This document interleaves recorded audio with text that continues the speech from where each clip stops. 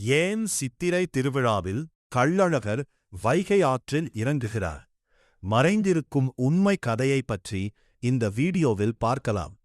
மதுரை கோயில்களின் நகரம், பக்தியின் உயிர். ஒவ்வொரு வருடமும் சித்திரை மாதம் வந்தாலே மதுரை முழுவதும் ஒரு தெய்வீக உற்சாகம். அதில் மிக முக்கியமான நிகழ்வு கள்ளழகர் ஆற்றில் இறங்கும் தருணம். ஆனால் ஏன் கள்ளழகர் ஆற்றில் இறங்குகிறார்? ஏன் அவர் நேரத்தில் கல்யாணத்திற்கு வரவில்லை? இந்த கேள்விகளுக்கு பின்னாலிருக்கிறது ஒரு ஆழமான ஆன்மீக ரகசியம். இன்று அந்த உண்மையான கதையை பார்க்கலாம். பண்டைய காலத்தில் மதுரையை ஆண்டார் மலைத்வஜ பாண்டியன். அவருக்கு குழந்தை இல்லை. அதனால் அவர் பெரிய யாகம் செய்தார். அந்த யாகத்தில் இருந்து ஒரு பெண் குழந்தை பிறந்தாள். அவள்தான் மீனாட்சி. அவள் சாதாரண குழந்தை இல்லை, பராசக்தியின் அவதாரம். மீனாட்சி வளர்ந்து பெரியவளானாள். அவள் உலகத்தை வெல்லப்போனாள். அந்த சமயம் கைலாசத்திலிருந்த சிவபெருமான் அவளை பார்த்ததும் அவர்தான் அவளின் வரன் என்று உணர்ந்தார்.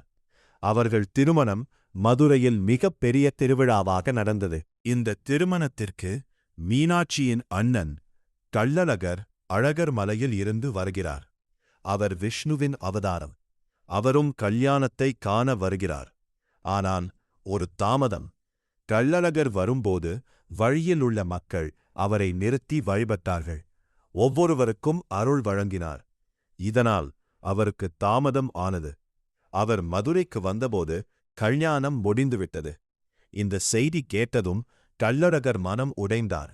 அவர் நகருக்குள் வராமல் வைகை ஆற்றில் இறங்கினார். அது ஒரு கோபமல்ல, அது ஒரு சின்னம். நான் என் சகோதரியின் கல்யாணத்தை காண முடியவில்லை என்று சொல்லும் உணர்ச்சி. இந்த நிகழ்வு ஒரு சாதாரண கதையில்லை. இது ஒரு தெய்வீக லெசன். நம்ம வாழ்க்கையில் எதுவும் நம்ம டைமிங்க்கு நடக்காது.